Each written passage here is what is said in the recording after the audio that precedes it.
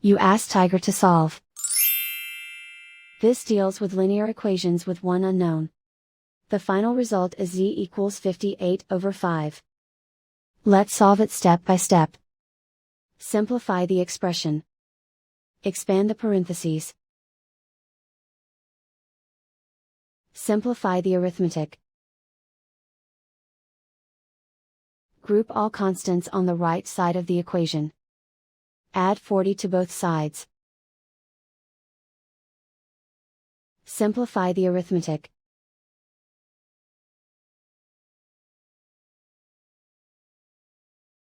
Isolate the z. Divide both sides by 5. Simplify the fraction. And so the final result is z equals 58/5.